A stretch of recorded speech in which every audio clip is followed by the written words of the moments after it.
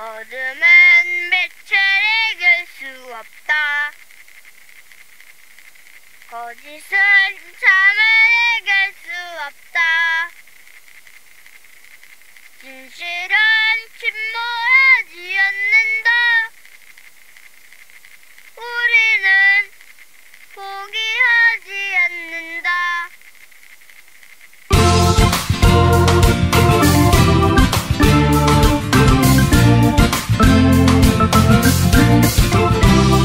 어둠은 빛을 이길 수 없다. 거짓은 참을 이길 수 없다. 진실은 침몰하지 않는다. 우리는 포기하지 않는다. 어둠은 빛을 이길 수 없다. 거짓은 참을 이길 수 없다. 진실은 침몰하지 않는다. 우리는 포기하지 않는다.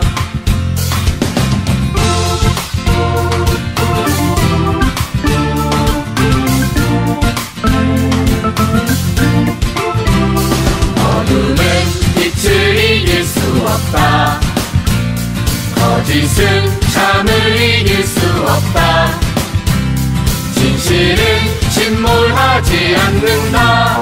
발표를 준비하면서 이거는 되게 깜짝 놀랐는데 어떤 분이 그러시더라고요. 이렇게 너무 이제 세월호가 너무 정치적인 건 아니냐. 그런 집회 가면은 정치적이 돼서 이제 부모님들 싫어하신다.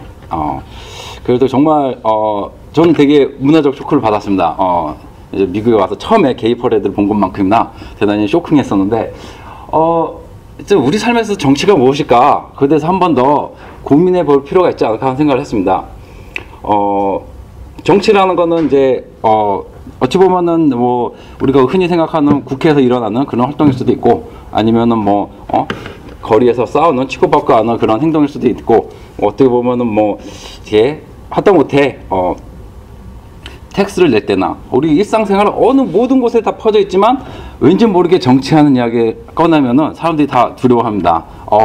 정치 이야기는 친한 사람끼리 하면 안 돼. 가족끼리 하면은 싸워. 항상 이렇게 생각을 하는데, 근데 이런 부분을 우리가 약간 좀 한번 이게 정말 사실인지 아니면 우리가 어떤 그런 관념 속에 갇혀 있는 건 아닌지 한번 다시 한번 생각해 볼 시간을 가졌으면 좋겠습니다. 이 정치라는 거는 저기 한자를 보시면은 앞에 이제 정은 이제 두 가지 한자가 붙여져 있는데, 하나는 이제 바르게 하다는 거고, 다른 게 하나는 이제 그 둥글레 문이라고 뭐 글자 문이나 아니면은 이 회초리로 치다라는 치복이라는 단어가 있습니다. 다시 말해서 이게 뭐냐면은 회초리로 쳐서 혹은 일을 하다라는 뜻도 있어서 바르게 일을 바로 잡자라는 뜻입니다. 그 다음에 뒤에 이제 치라는 건 이제 말 그대로 이제 예전에 이제 농경시대였으니까 홍수가 범람했을 때 그런 홍수를 잘 수습하자라는 그런 이야기가 합쳐져서 이제 정치라는 이야기를 하는데, 그러면 정치라는 거는 한자 그대로 우리가 해석을 해보면은 올바르지 않으면은 해초를 쳐서라도 바르게 만들고, 그 다음에 어떤 사건 사고가 터지면은 그걸 수습을 해서 모든 사람들이 마음 편히 살 수 있게 만드는 게 어찌 보면 정치 역할이가 아닌가 싶습니다. 정치를 위해서 이 학자들은 여러 가지 이 정의를 내놓고 있습니다. 정치는 국가와 더불어 시작하고 끝난다. 이 말은 말 그대로 이제 정부의 활동만을 국한시켜서 되게 이제 어떤 협의의 정치를 의미를 하는 거고, 두 번째는 이제 지배자가 피지배자를 착취하게 한 수단이다. 이거는 이제 정치를 하나의 이제 구조적인 시스템으로 바라보는 시각입니다. 이 좀 학자를 보시면은 이제 칼 막스라는 사람인데, 아시다시피 이제 소위 말하는 이제 마르크스주의를 만든 사상가잖아요. 이 분은 독일에서 태어났다가 본에서 공부하다가 쫓겨났습니다. 독일에서는 이제 좌파 진영의 운동을 하는 것에 대해서 이제 학자들 다 내쫓게 돼가서 프랑스로 이주를 했다가 결국엔 프랑스에서 쫓겨납니다. 그래서 이 사람이 이주를 한 곳이 최종 정착한 곳이 영국인데, 그 당시 영국이라는 데는 이제 산업혁명이 한참 일어나고 있던 때였습니다. 다시 말해서 이 사람이 바라본 거는 자본주의의 가장 극단의 모습을 본 것입니다. 이 사람은 나름대로 본 대학에서 박사학위를 받았기 때문에 상당한 사회적 엘리트층이고, 그 나름대로 이 지적인 어떤 수준이 상당히 높았음에도 불구하고 자기 딸이 죽어가는데 약한 척을 쓰지 못할 정도로 되게 가난했습니다. 뭐 상대적인 가난이라는 말도 있긴 하지만 아무튼 자기 딸은 약한 척도 못 쓰고 죽어가는 그런 모습을 보면서 이 사람이 눈앞에 펼쳐졌던 거는 그 자본주의에 가지고 있는 모순점에 대해서 냉철한 비판을 할 수 있었던 것입니다. 그러다 보니까 이렇게 이제 자본가 계급이 이제 자본가 계급, 다시 말해서 노동자나 그런 사람들을 착취하기 위한 수단이라고 정치를 규정하고 있는 것입니다. 이제 가장 현대사회에서 가장 많이 받아들인 정의는 이 전체 사회를 위한 이 가치의 건적 배분이라는 말입니다. 다시 말해서 어떤 정치적 의사결정은 그 사회의 어떤 자원을 배분하는 역할을 한다는 걸 기반을 하고 있습니다. 쉽게 생각해 보면은 최근에 이제 한국에서 이제 FTA를 많이 하는데 FTA가 이제 대표적인 사회 이제 가치 배분에 대한 의사결정입니다. 한국과 미국하고 FTA를 하면은 알다시피 미국은 이제 농업국가입니다. 우리는 이제 대단히 선진기고 산업국가라고 생각을 하지만 미국의 주 수출품은 농업이기 때문에 농업에서 가장 경쟁력이 강합니다. 미국은. 그러다 보면 한국하고 FTA를 체결하게 되면은 한국에서는 농업 부분의 가격은 폭락할 수밖에 없는 거고 상대적으로 공산품에서 소위 말하는 이제 전자제품, 자동차 같은 부분에는 한국에서는 경쟁력이 있습니다. 그래서 그다음에는 그쪽 산업 부분에 있는 사람들은 돈을 상대적으로 많이 벌게 됩니다.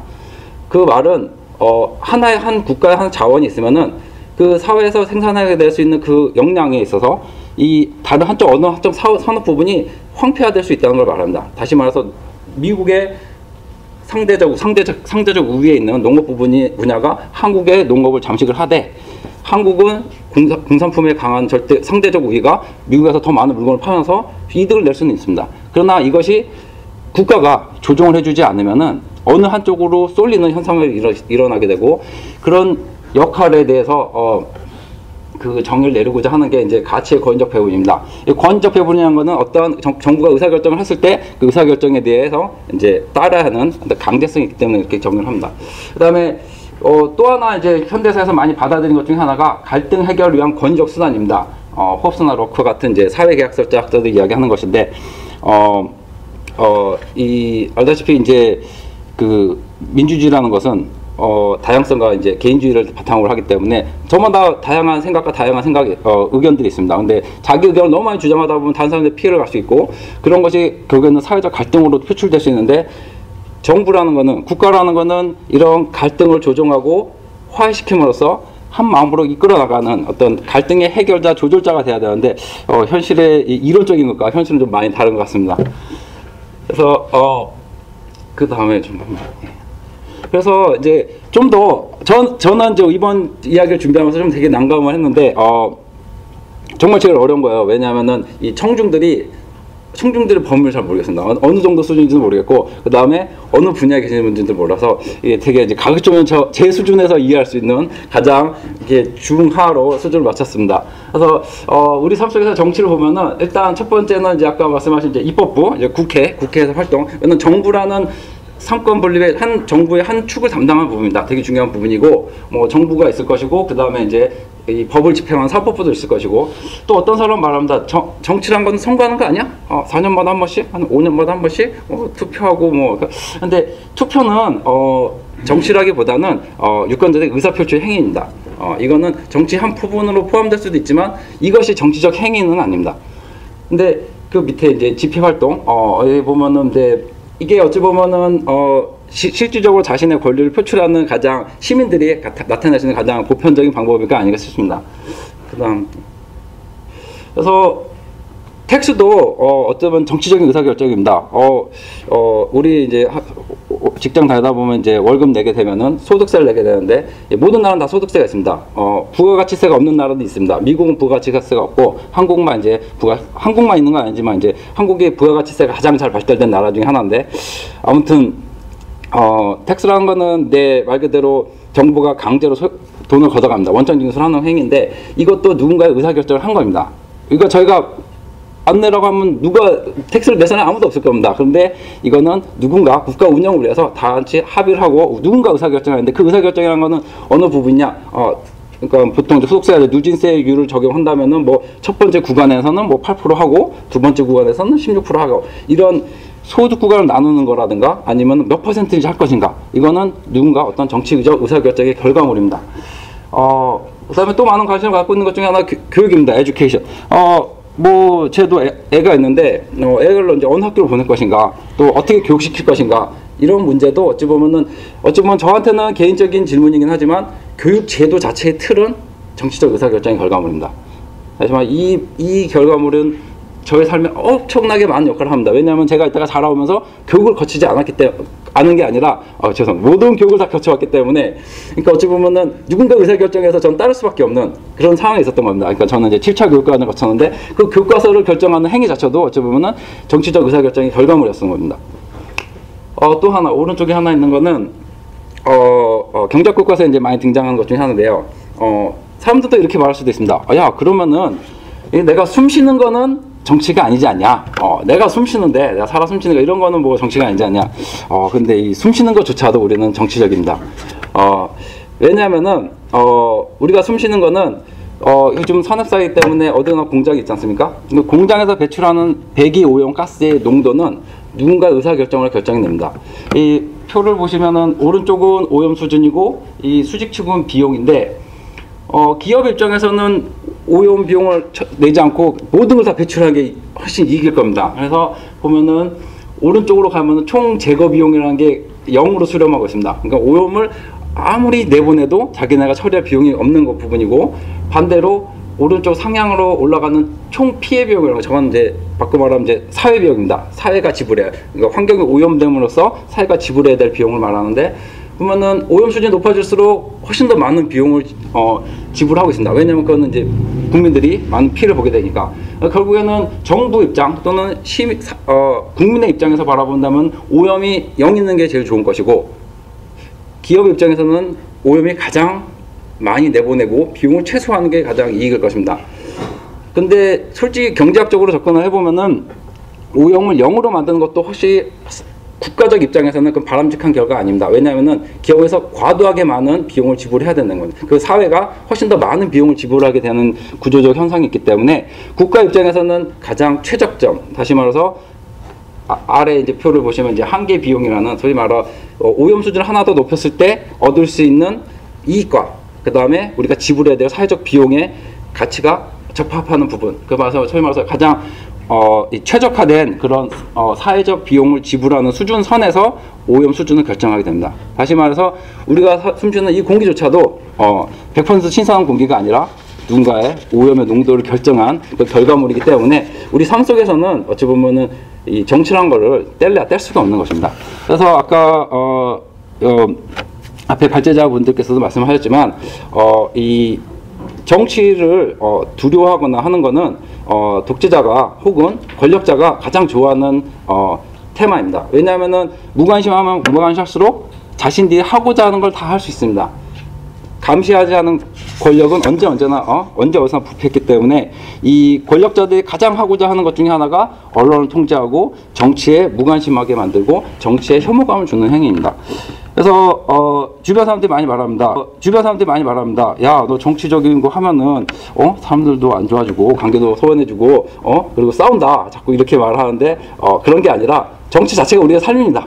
우리 삶이 정치적이기 때문에 이 정치에 대해서 관심을 갖고 우리 삶 자체에 관심을 갖듯이 또 우리의 권리를 찾아가는, 이거는 정치라는 것도 하나의 우리의 권리이기 때문에 그런 쪽에 깊은 관심을 가져야 되지 않을까 싶습니다. 그래서 혹시 이 거버넌스라고 혹시 들어보신 적 있나요? 예. 이거는 이제 조금 어려운 개념이긴 한데 그 전에는 이제 정치라는 거는 이제 앞에 정치도 말씀하셨지만 이제 우리는 이제 국가가 사회를 이렇게 통치한다고 이야기를 했습니다. 그 전에는. 근데 요즘 사회에서 말하는 이제 통치라는 거는 어떤 일방적이고 하향적인 그런 그 통치가 아니라 서로 공공 경영을 하는, 소위 말해서 그 사회 주체들이 다 같이 국가 운영에 참여를 해서 수평적 관계를 유지하면서 그 의사결정에 참여하는 행태를 말합니다. 그래서 이제 이런 거버넌스라는 개념이 나오는데, 이 거버넌스라는 개념은 앞전에 이제 거버먼트하고는 이제 상대적인 개념으로 사회 주체, 다시 말해서 이제 정부, 그 다음에 기업, 그 다음에 이제 시민이라는 세 가지 사회 주체가 다 같이 모여서 국가를 위한 의사결정을 하는 이런 수평적 네트워크 관계를 이야기하는 겁니다. 근데 이 거버넌스의 가장 중요한 핵심 키워드가 바로 참여입니다. 그리고 또 하나는 권력자의 권력 이양입니다. 다시 말해서 분권적 권력을 지향하는 겁니다. 그런 면에서 그 앞전 노무현 정부가 참여정부라고 이름을 지은 거는 그냥 참여정부로 지은 게 아니라, 이 노무현 정부는 어찌 보면 앞선에 기존의 강압적이고 위계적인 그런 정치 통치를 벗어나서 자신의 권력을 내려놓으면서 분권적으로 지향하면서 시민들의 참여를 유도하는, 그래서 진정한 민주주의를 하고자 하는 통치 철학을 들고 나왔습니다. 다만 안타깝게도 제가 보기에는 한국의 시민들이 참여를 이해를 못했던 게 아닐까 싶습니다. 그래서 물론 이제 그 많은 노력이 있었고, 그런 참여정부의 어떤 노력으로 인해서 수많은 시민단체와 단체들이 많이 탄생을 하면서 어찌 보면 지금까지 이런 민주주의의 어떤 그 토대가 계속 탄탄해지지 않았을까 싶습니다. 그래서 제가 이제 요 정치에 대한 이야기를 마무리 짓고자 하는 부분은 유한준의 글을 이제 말해보고자 싶습니다. 한자라서 저도 좀 잘 못 읽으니까요. 제가 한글로 보면은 사랑하면 알게 되고 알게 되면 보이나니 그때 보이는 것은 전과 같지 않으리라. 되게 유명한 말인 거는 잘 아실 겁니다. 아마 제가 알기로는 유홍준의 나의 문화 다산기에 나오는 서문에 적어 나온 글이긴 한데, 이제 그만큼 그 정치에 관심을 갖게 되면은 그만큼 더 많이 보이게 되고, 어떤 것이 거짓이고 어떤 것이 진실된 이야기인지, 그리고 내 권리가 어디에 있는지 그게 더 눈에 보인다는 의미에서 이것을 글 적어봤습니다. 이제 본격적으로 5.18 민주화 운동과 4.16의 어떤 사건 흐름을 좀 보겠습니다. 앞전에 이제 발제자 분들께서 약간 디테일한 부분은 이제 많이 넘으셔가지고, 저는 이제 아무래도 이제 좀 디테일한 부분까지 좀, 제가 이제 5.18을 겪지 않았기 때문에 솔직히 말해서 제가 그때 한 5살 정도 됐는데, 그래서 한번 디테일적인 부분을 좀 잠깐 보겠습니다.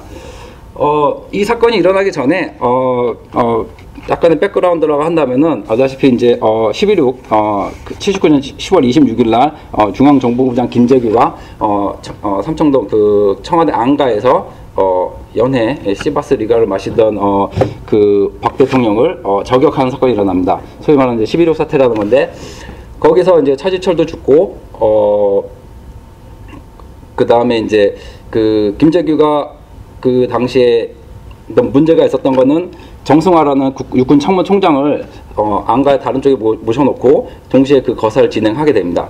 그 다음에 이제 이 사람의 목표는 원래 중앙정보부로 가서 이 당시에 이제 이 그 민주화 소위 말하는 이제 그 박정희가 하고자 했던 그 유신을 종단시키고자 했던 그런 플랜을 갖고 있었습니다.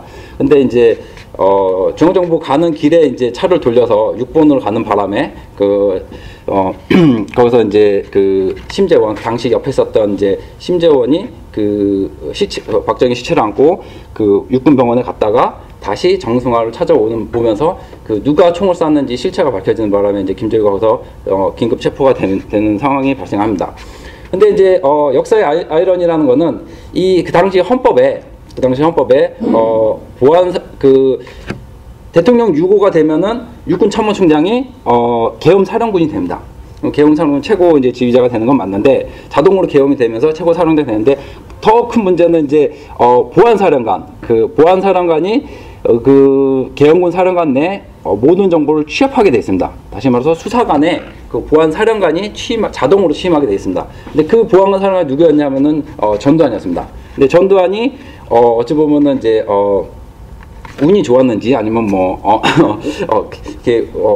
그 팔자가 피었는지 잘 모르겠지만, 아무튼 이제 이 보안사령관의 취임을 함과 동시에 김재규가 중앙정보부 부장이었는데, 김재규가 이제 그 범인이었기 때문에 이 보안사령관이 중앙정보부 부장의 서리를 겸하게 됩니다. 그 말은 뭐냐면은 한국에 들어오는 모든 정보에 대한 권한을 전두환이 독점적으로 수집할 수 있는 권한을 갖게 되는 겁니다. 그래서 결국에는 이 전두환이 막강한 권력을 행사하게 되고, 그 다음에 전두환 스스로가 또 이제 언론 플레이를 되게 잘했기 때문에 하지도 않아야 될 발표를 언론에 나와서 무조건 발표를 함으로써 자신의 존재 가치를 무척 많이 드러냅니다. 그러면서 나중에 김재규와 정승화가 안가에 같이 있었다는 사실을 알아냅니다. 그럼으로써 정승화는 정말 아무것도 모르고 김재규랑 같이 있었다는 이유만으로 계엄사령관, 다시 말해서 이거는 우리 말하는 이제 그 하극상입니다. 다시 말해서 자기가 이제 투스타가 이제 앞에 대장을 내쫓아내는 하는 사건을 내서 정승화를 반란 모의 혐의로 긴급 체포를 하게 됩니다. 그러면서 이 정권의 1인자로 등극을 한다. 그것이 12.12 사태입니다. 12.12 사태, 소위 말하는 이제 이거는 역사적으로도 이제 군사 쿠데타로 정의가 됐었고, 그 당시에 이제 참여했던 많은 하나의 출신들은 나중에 승승장구하게 됩니다. 특히 이제 노태우 같은 경우에는 자신의 이수 지역을 이탈해서 군대 병력을 이끌고 이 쿠데타에 가담을 하게 되는 어이없는 상황이 발생합니다. 그러다 보니까 이제 5월 17일 날 그게 12월이었다는 건 이제 대학생들이 잘 알려지지 않은 그런 겨울방학이었다고 합니다. 그래서 이제 새로 새해가 바뀌면서 학생들이 그 사실을 알고 이제 엄청나게 많은 이제 민중운동이 발생하게 되는데, 이때 이 강경 진압 모드로 전환을 합니다. 전두환은 그래서 5월 17일 날 계엄을 선포하고 전국 확대를 하면서 아울러 김대중과 김영삼, 그 다음에 이제 김종필 같은 경우는 부정 축제자로 몰아서 모든 사회 지도층을 다 연행해버립니다.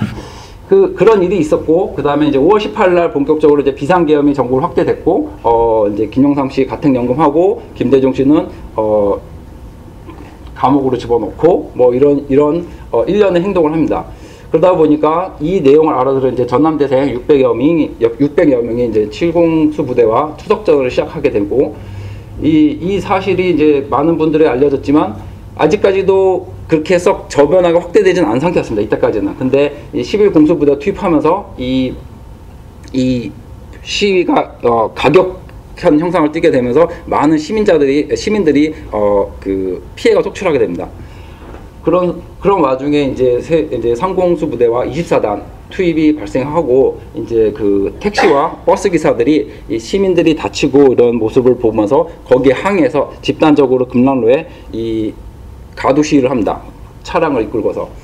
이제 20일 날 공수부대가 이제 집단 발포로 이제 최대 희생자가 발생하는데, 이때 이제 5.18 운동 중에 가장 많은 한 60여 명이 넘는 시민이 그 자리에서 직사하고 피해자가 한 1000여 명이 넘는 그런 사건이 발생합니다.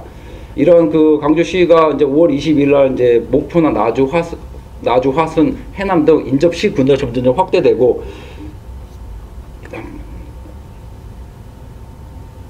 그 다음에 또 23일 날은 또 좀 약간 해프닝 같은 이야기가 일어나는데, 위컴이라는 그 당시 한미 연합 사령관이 항공모함을 띄웁니다. 그 말을 듣고 광주 시민들이 만세를 부릅니다. 아, 드디어. 왜냐하면은 한국은 스스로 전시작전권이 없기 때문에 미국에 의한 어떤 그런 그 허가가 없이는 어떤 군대를 움직이는 것은 불법 행위였습니다. 그렇기 때문에 시민들 입장에서는 미국이 이제 항공모함을 보내? 아, 그러면은 광주 시민을 구하러 오는구나, 이렇게 생각을 했습니다. 근데 안타깝게도 이 위컴에 보낸 항공모함은 아직 광주에서 빠져나오지 못한 130명의 미국 시민을 구출하기 위한 하나의 조치였습니다. 그래서 결국에는 위컴은 2시간 만에 최근에 이제 공개된 이제 미국 그 기밀문서에 보면은 57일에 2시간 전에 이미 그 광주에 공수부대 투입됐다는 건 이미 다 보고를 받았음에도 불구하고 암묵적으로 묵인을 했습니다. 5월 24일 이제 그런 도청 앞에서 시민걸기대가 계속 주최를 했고, 그 다음에 일단 계엄사령군이 일단 한 번 후퇴를 했다가 다시 재진입을 하면서 이제 양민 학살과 시가전 이제 총격전이 발생하고, 아까 이제 말씀하신 이제 마지막 날에는 이제 그 도청을 점검함으로써 이제 이 광주 시가 일단락을 됩니다. 이 양민 학살 중에 좀 많이 보도됐던 것 중에 하나는 이제 외곽에서 이제 버스 자체를 그 안에 이제 17명의 시민이 어린이를 포함해서 있었는데 아무 이유 없이 가격을 함으로써 시민이 전원 사망하였고, 또 호숫가에서 수영하던 애가 단순히 군인 보고 손 흔들었다는 이유만으로 총을 쏴서 그 아이도 사망하였습니다. 그래서 결론적으로 보면은 광주는 총 집계된 거로만은 총 100. 잠깐만 제가 정확한.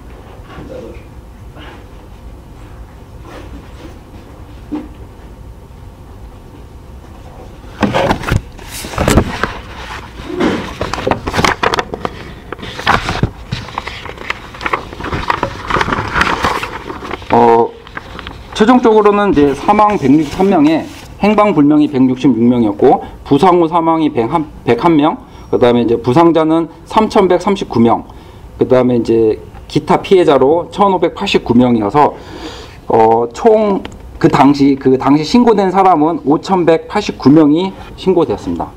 그래서 보면은 근데 안타깝게도 이 분들이 다 보상을 다 받거나 연고지가 확인된 건 아니고요. 이거는 그 당시에 집계된 통계 수치입니다.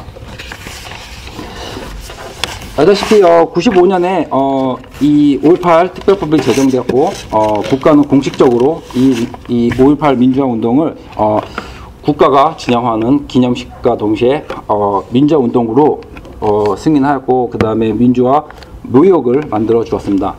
그럼에도 불구하고 또 그다음에 2011년에는 유네스코에 이 민주화 운동의 모든 기록물들이 기록물로 등재되었습니다. 그 말은 역사적으로나 사회적으로나 이런 5.18에 대한 어떤 그 사회적 평가나 그런 해석들은 다 이미 끝났음에도 불구하고 아직까지도 이 사회에 이거를 갖고 북한군이 개입했다 아니면은 뭐 폭도다라고 이야기하는 사람이 상당히 많이 있습니다. 저도 깜짝 놀랐습니다. 예전에는 얘네들이 사실은 알고 있는데 일부러 그러는 거다. 저는 그렇게 생각을 했습니다. 그런데 정말 사실로 알고 있더라. 그러니까 잘못된 내용을 사실로 알고 있는 경우가 있더라고요. 그래서 이 내용은 잠깐 좀 한번 살펴보겠습니다. 북한 개입설. 그래서 가령 이제 시민군들이 어떻게 장갑차를 운영했냐? 실제로 이제 시민군들은 장갑차를 운영했습니다. 근데 장갑차를 운영했는데, 장갑차가 이제 사진 잘 보일지 모르겠지만 저게 이 바퀴 그 고무 타이어입니다. 궤도식이 아니라, 우리나라 이제 크롤러가 아니라, 궤도식이 아니라 고무 타이어, 이 장륜식 차라 그러는데, 이 차량은 그 운전하듯이 운전하면 되는 겁니다. 그 당시에 이제, 기아 아시아 자동차에서 생산하던 차를 시민군들이 탈취해서 그 당시에 이제 사용하였는데 이 KM 900이라는 차량은 원래 피아트라는 이탈리아 회사가 만든 겁니다. 결국은 자동차랑 똑같습니다. 운전이. 그래서 시민들이 이걸 운영하는데 전혀 문제가 없었고 그다음에 이제 북한製무기를 사용한 건 아니냐? AK 소총이다 이렇게 이야기를 하는데 아직까지 밝혀진 게 아무것도 없습니다. 거기에 밝혀진 사진은 82년 이후에 찍혀진 사진이라는 이야기도 상당히 많고 그러니까 그 당시에 이 사람들이 사용했던 총은 AK가 아니라 그냥 예비군대에 쓰던 무기고였습니다. 그래서 이거 보면 시민들이 이렇게 은밀한 곳에 감춰져 있는 무기고를 어떻게 탈취했냐? 그거는 군사기밀이다 이렇게 이야기를 했었는데 그 당시 시민들의 증언을 들어보면은 이 공수부대들이 이제 그 시민 저항이 상당히 강렬했기 때문에 이 진압과 폭동 진압 이게 폭동이라 보고 그에 대한 진압하는데 훨씬 더 그 관심을 줬기 때문에 되려 이런 무기고나 이런 시설 관리에 대해 인력이 없었습니다. 그래서 되려 이 지역에 오래 살았던 사람들이고 여기서 뭐 군대도 나온 사람들이 있었으니까 어느 지역에 대한 무기고를 충분히 파악할 수 있었습니다. 그 다음에 이제 어떤 사람도 말합니다. 북한에서 5.18을 기념 행사를 한다.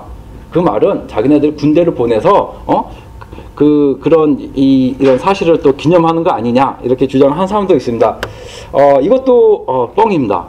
왜냐하면은 북한에는 대남 선전용으로 한국에서 일어났던 많은 민중 운동을 다 기념하고 있습니다. 그 중에 하나도 이제 4.19나 하다못해 60 항쟁 그것까지도 북한에서 기념하고 있습니다. 그런 의미에서 이거는 그냥 북한의 대남 선전용이지 얘네들이 뭐 북한군을 보냈다는 증거는 될 수 없습니다. 탈북자의 증언. 이 탈북자의 증언은 상당히 솔직히 뭐 이거는 진짜 알 수 없는 세상입니다. 그 사람들이 뭘 말하는지. 왜냐면은 증거를 대라고 하면 증거가 없습니다.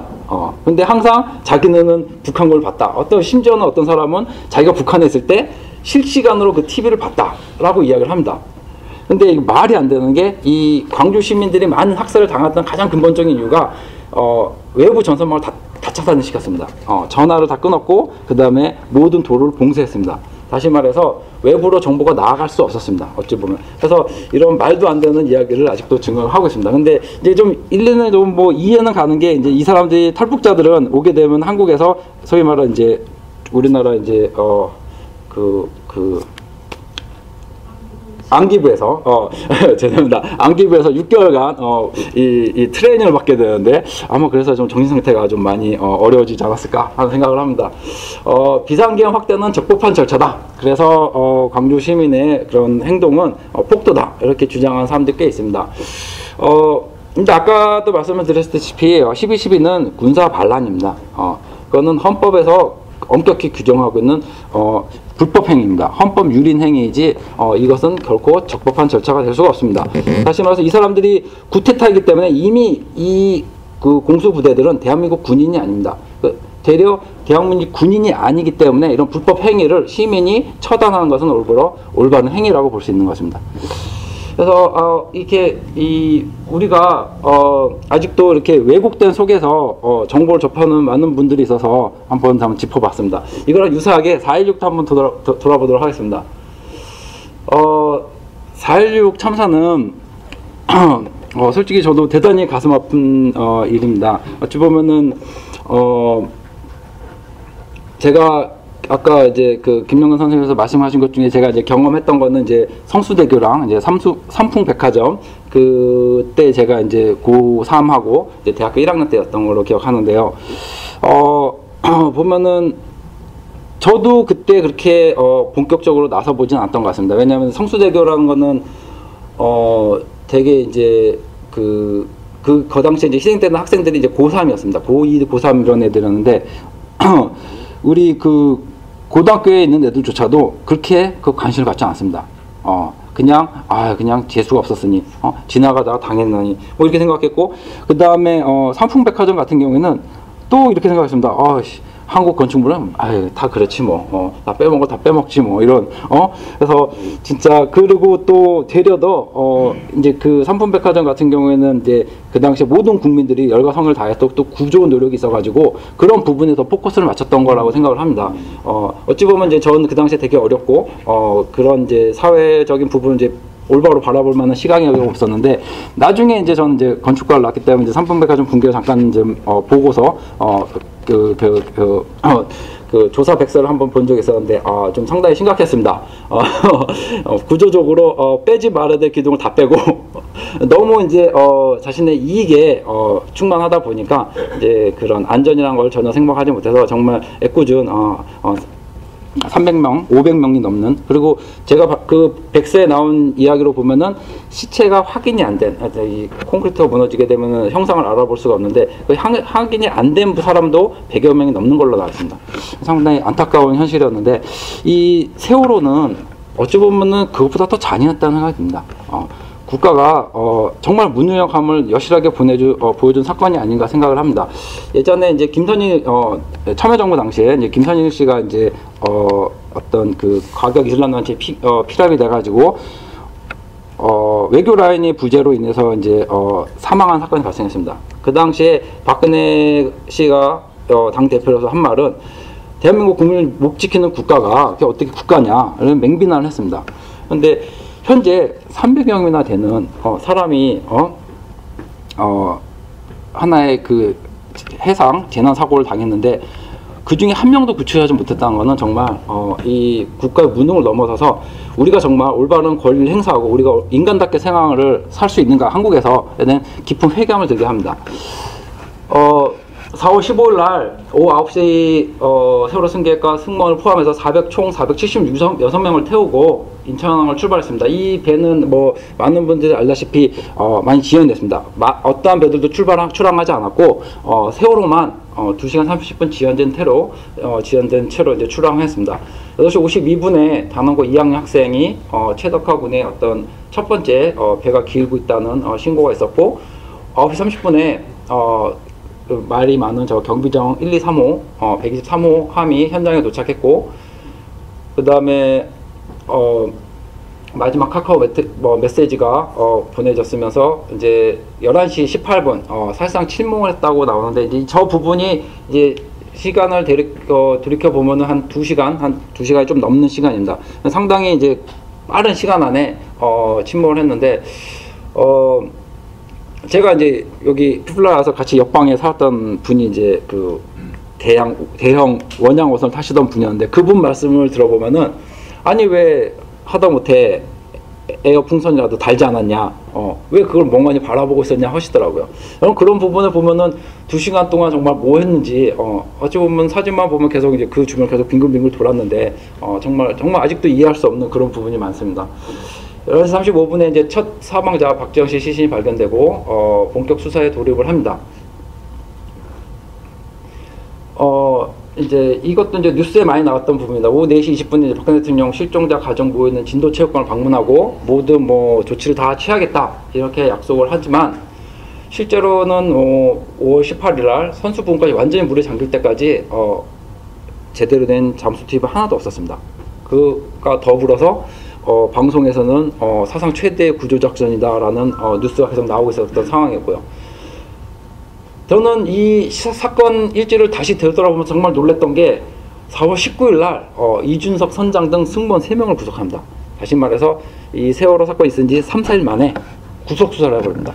이거는 엄청 빠른 속도입니다. 왜냐하면은 이 사람이 범죄를 저질렀는지 안 저질렀는지, 물론 이제 탈출했다는 것 자체는 도덕적으로 비난할 사항이지만 범죄 혐의가 있는지 여부에 대한 어떤 소명이 있어야 되는데 그런 소명 과정이 대단히 짧은 겁니다. 3일 만이라는 거는.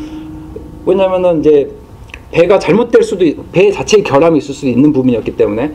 근데 이제 일단 무조건 여론몰이식으로 이준석 선장을 3명 승무원을 다 전격으로 구속을 시키고 4월 23일 범정부 사고대책본부 이제 뭐 끝까지 구조한 뒤 선박 인양을 하겠다.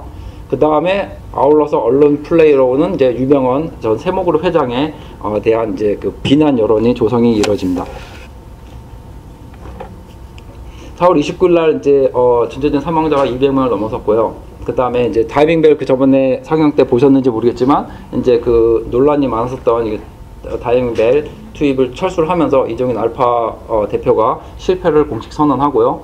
5월 3일 날에는 유병헌 전 회장이 숲속의 추억, 이게 뭐 이렇게 알 수 없는 어떤 곳으로 도망갔다는 이런 그 언론 보도가 계속 유출돼 나옵니다. 그러다가 5월 4일 다시 진도로 방문해 실종 가족과 비공개 면담을 하지만 뭐 발전된 건 하나도 없는 상태였고 5월 15일 날 이준석 선장 등 승무원 15명을 기소합니다. 다시 말해서 한 달 이내에 기소 과정까지 다 이루어진 겁니다. 그러니까 올바른 수사가 없이 일단은 기소라는 걸 가닥을 잡고 이 사람한테 모든 죄를 덮어 씌워서 현재의 사건을 국면을 모면하고자 하는 어떤 전형적인 언론 플레이의 형태가 좀 보여줄 수 있는 것 같습니다. 5월 19일 날 박근혜 대통령이 나와서 되게 제일 유명한 이제 눈물 흘리는 담화를 발표합니다. 이 뭐 모든 종편들은 이때까지 예상했던 것을 넘어서는 훌륭한 담화였다고 이야기를 합니다. 근데 1년이 지난 지금도 돌아보면은 과연 바뀐 게 뭐가 있을까? 정치 보면은 한 1년 딱 이틀 남았는데 정말 바뀐 게 무엇이 있을까? 해경이 해체됐다고 하지만 그 해경 그 사람 그대로 있는 상황이고 한 조직 구조만 바뀌는 건데 그래서 참 되게 안타깝게 그지없습니다. 5월 29일 날 국회 침몰 사고 이제 진상 규명을 위한 국정조사 계획서가 발표되고 6월 10일 날 15명에 대한 첫 공판이 시작합니다. 이것도 상당히 빠른 편입니다. 보통 이제 법적으로 기소가 들어가고 이렇게 이게 선거 사범이 아닌 이상은 이렇게 한 달 반 만에 모든 사건이 이렇게 일사천리로 진행되는 극히 드문 사건인데 그 다음에 이제 26일 날 사의 표명했던 정호원 총리가 다시 돌아옵니다. 그래서 리턴 총리라고 하는데 이 부분이 있었고 7월 14일 날 세월호 특별법 제정을 촉구하며 단식 농성을 시작합니다. 이 당시에 이제 많이 화제를 불러일으켰던 분이 이제 김영호 씨였는데 네, 김영호 씨에 대한 얘기는 나중에 또 하겠습니다. 7월 20일 날 유병헌 전 회장의 변사체가 발견되고 이틀 만에 바로 그 다음 날 이틀 만에 이제 그 경찰이 DNA를 통해서 이거 유병헌 회장이 맞다를 확인을 합니다. 1년에 이후에 있었던 이야기들은 훨씬 더 이제 좀 더 갑갑한 이야기도 많이 있습니다. 새정치민주연합에서 박영선 대표가 세월호 특별법 제정을 합의를 하면서 이제 많은 소요 사태가 있었고, 결국에는 그 세월호 제정 특별법은 2015년 1월 1일을 기점으로 공표가 되었고, 현재는 그 특별법에 솔직히 말하는 기소권과 수사권이 없습니다. 기소권과 수사권이 없는 것 같고, 이제 애들이 이제 헌법을 헌법 법 체계를 교란을 주는 그런 법률이다 이렇게 주장을 하고 많은 이야기가 나왔었는데, 그 부분은 나중에 왜곡 부분에서 발표하고 하고 그다가 아무런 조사가 안 되고 또 어떤 여당의 이런 반대로 물론 이제 특별법은 제정됐고, 또 그 특별법이 제정되면 그에 해당하는 시행령을 바탕으로 이제 실제 조사 행위가 이루어져야 되는데, 이 조사 행위 이루어진 그까지가 5월달에 지금 이 시점에서 이루어졌지만, 그 시행령 자체도 원래 모법을 위반할 뿐만 아니라 이렇게 시간을 낭비하고 있습니다. 이 특별법을 보시면은 2015년 1월 1일을 발효를 해서 기간이 1년입니다. 그러니까 이거는 이 법은 발효된 때로부터 실제로 이거를 조사행위를 시작할 때부터가 아니라 이 발표가 됐을 때부터 1월 1일입니다. 다시 말해서 시행령이 늦게 나와가지고 조사를 못하고 1년이 지나면은 그냥 끝날 수도 있는 그런 상황이었던 겁니다. 그래서 어찌 보면은 참 뭐 그렇게 숨길 게 많은지 항상 독재 권력자들이 보여주는 전형적인 행태를 보여주는데, 세월호 참사 왜곡 부분을 한번 짚어보도록 하겠습니다. 김영호 씨에 대한 루머, 이제 김영호 씨에 대한 많은 비난을 받았습니다. 이게 단식이 어찌 보면 처절한 몸부림입니다. 자신의 몸을 걸 수 있는 건 자신 몸밖에 없었기 때문에 이런 특별법 제정을 위해서 이제 단식을 시행하게 됐는데, 이 사람에 대해서 뭐 금속노조 출신이다, 아니면은 뭐 이혼한 사람으로 뭐 가족관계 별로 좋지 않았다, 뭐 이런 이야기를 많이 나오고 그랬습니다. 실제로 이 부분은 솔직히 대단히 개인 프라이버시라는 부분이라서 이거 비난의 대상이 될 수가 없는 부분입니다. 근데도 이제 하도 이제 그런 부분이 논란이 많이 돼서 이야기를 해보면은 노조 여부하고는 전혀 상관이 없는 문제고, 그 다음에 실제로 이혼한 건 맞습니다. 이혼했지만 김영호 씨는 새로 재혼을 하지도 않았고, 그 다음에 그 두 딸과 상당한 좋은 관계를 계속 유지하고 있었습니다. 그렇기 때문에 자신의 딸을 심지어 실제로 뭐 이혼을 했다 하더라도 자신의 딸의 죽음을 애통해하고 그 원인을 밝히고자 하는 부모의 행동은 결코 비난받을 내용이 아닌 거라고 생각합니다. 세월호가 이제 경기 침체의 원흉이다. 이 부분은 좀 경제 수치를 조금 볼 필요가 있는데요. 그러니까 세월호를 너무 이제 질질 끌다 보니까 우리 경제 성장도 안 좋고 경기 침체가 오는 거 아니냐. 이거는 전혀 말도 안 되는 거짓말이었습니다. 왜냐하면은 그 전에 민간 소비가 2013년 4분기, 2014년 1분기에 각각 0.2%, 0.4%, 0.5% 감소율을 기록하고 있었습니다. 그 말은 뭐냐면은 이 세월호 사건 이전부터 이미 그 전분기부터 지속적으로 소비는 감소 추세에 있었던 것입니다. 그 다음에 경기 동행 지수의 하락도 세월호 사건 발생하기 2개월 전부터 이미 시작되어서 있었습니다. 그 다음에 또 사람들은 또 세월호 사건 때문에 여행 업계가 죽었기 때문에 한국에 경제에 많은 타격을 주었다 이렇게 이야기를 하는데, 2014년 3월을 기점으로 보면은 5월과 6월에 각각 107과 108, 그러니까 100을 제로 베이스로 본다면은 107과 108%로 일종의 증가했습니다. 그래서 음식점 주점의 생산도 마찬가지로 106에서 110으로 증가를 했습니다. 세월호 이후 이제 약간 국민 전체적으로 여행을 안 가는 그런 이제 그 추모 분위기가 있어가지고 이제 세월호 이후에 이제 여행을 안 가는 대신에 개별적으로 서비스 상품을 소비한 사람도 대단히 많아가지고 서비스 분야도 생산 지수가 116%였습니다. 다시 말해서 이 세월호 사건으로 인해서 어떤 경제가 침체됐다는 말은 이 경제 수치상으로도 말도 안 되는 거짓말인지 알 수 있습니다. 그 다음에 세월호 유족이 이제 광화문 광장에 천막을 치고 농성을 한 건 불법이다. 이거는 뭐 다행스럽게도 서울시가 되게 클리어하게 해명을 해줬습니다. 광장 사용료와 허가 없이 천막을 설치한 데는 이 변상금까지 농성이 끝나면 일괄 납부하기로 이미 합의가 됐던 사항이다라고 서울시에서 확인해줬고, 이번 이제 과거 이야기인데 현재는 아니고, 그래서 그렇기 때문에 이런 그 세월호 유족이 광화문 광장에 지속적으로 이제 농성을 하고 이런 거는 불법 행위가 아니고, 또 중요한 거는 유가족들이 설치한 건 텐트는 하나입니다. 근데 나머지 14개는 시민단체나 서울시에서 지원을 위해서 인도적 차원에서 설치해 준 것이었습니다. 그 다음에 기소권 수사권 요구는 헌법에 반한다. 이건 정말 어이가 없는 이야기인데요. 일단은 헌법학자들이나 법학자들이 다 이 시국선언을 발표했습니다. 이건 전혀 헌법에 위반하지 않는다. 우리나라 헌법은 물론 현실적으로는 검찰이 이제 기소 독점주의를 유지하고 있습니다. 기소 독점주의인 경우는 뭐 많은 나라도 있긴 하지만, 이제 우리나라 같은 경우는 검찰이 양대 권력 다 갖고 있습니다. 수사권과 기소권을 동시에 다 독점하고 있는데,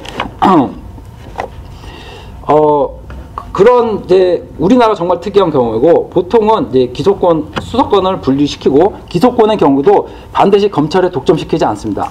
다시 말해서 이제 한 예로 우리나라의 예를 들면 이제 특별검사 같은 경우인데, 특검인데, 이제 특검 같은 경우에는 검사의 자격이 있는 변호사 10년 이상의 검사의 자격이 있는 사람이 수사권과 기소권을 갖게 되는데, 이 사람들은 검찰이 아닙니다. 그냥 국가에서 특별법에 의해 제정된 그냥 공적 기관입니다.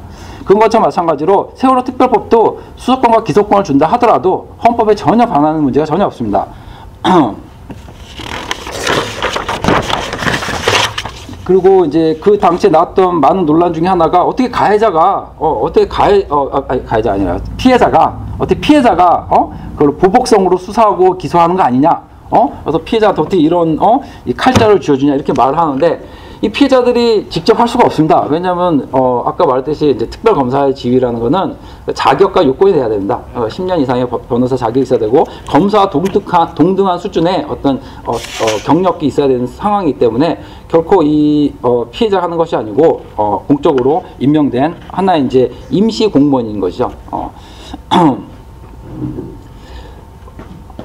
그래서 아무튼 이제 이런 수사권과 기사권의 요구는 헌법에 반한다는 말은 말도 안 되는 소리입니다. 그냥 헌법 공부를 좀 하셔야 될 것 같다고 생각을 말해드리면 될 것 같습니다.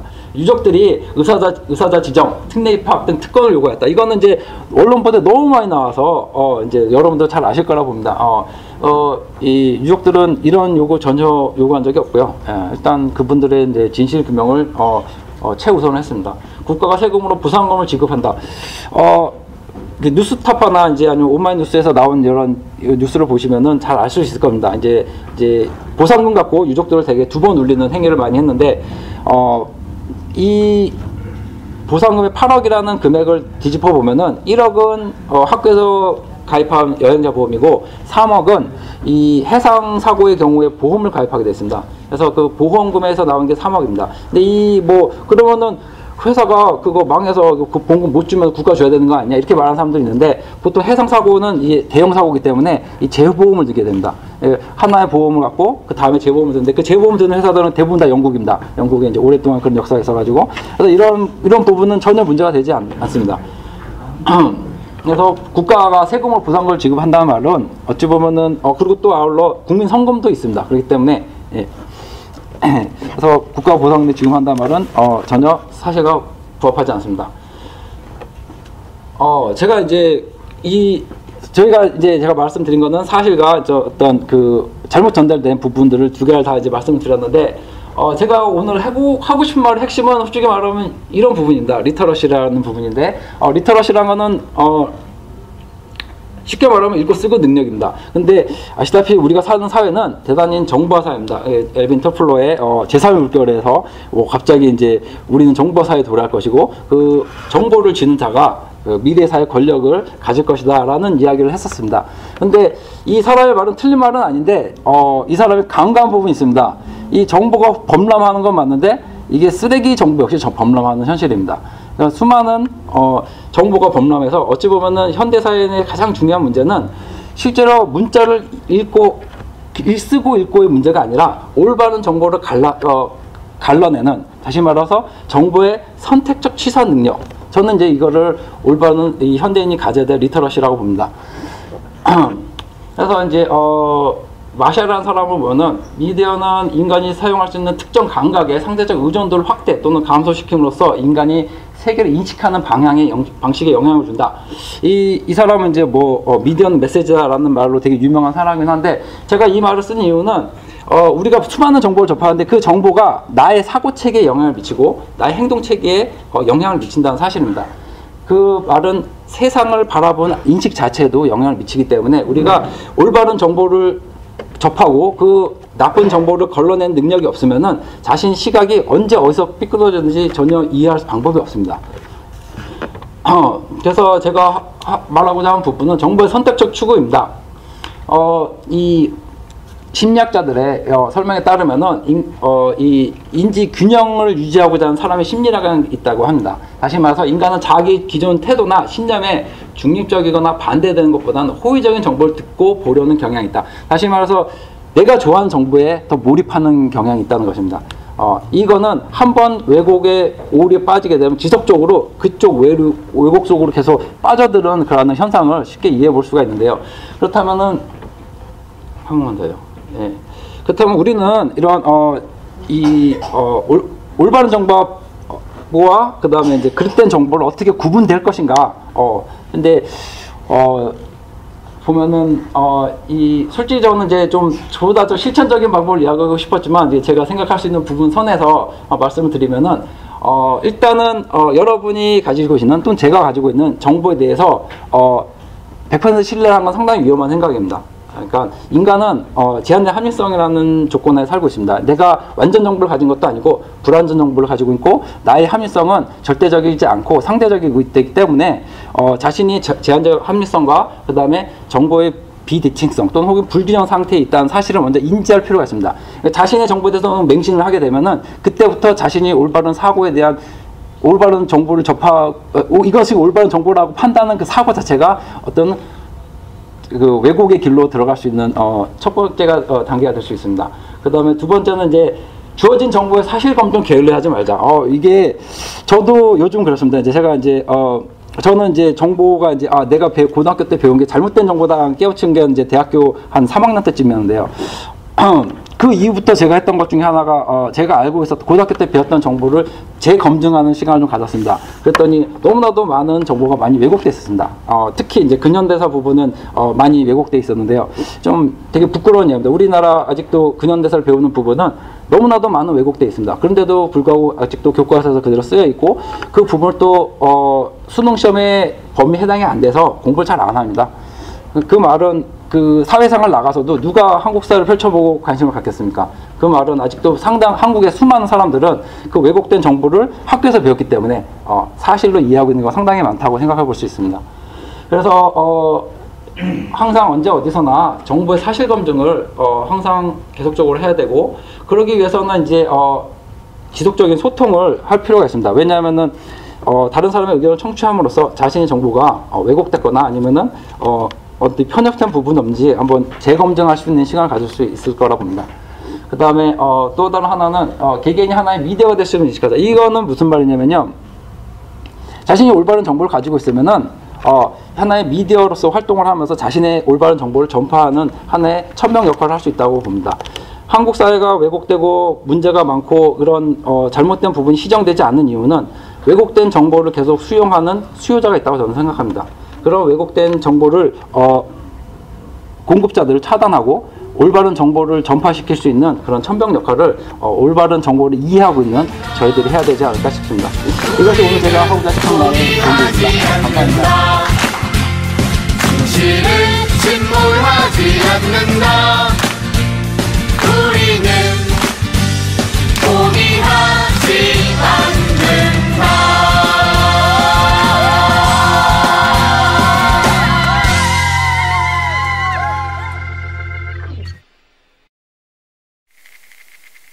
어둠은 빛을 이길 수 없다.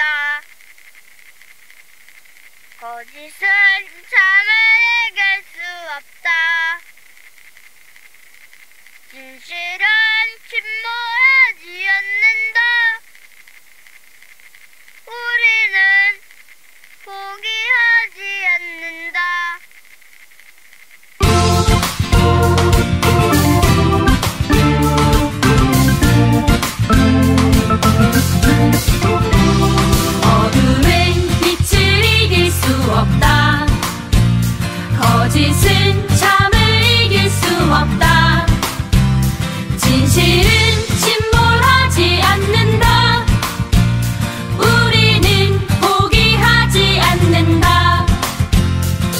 어둠은 빛을 이길 수 없다.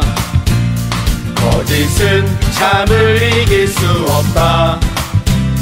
진실은 침몰하지 않는다.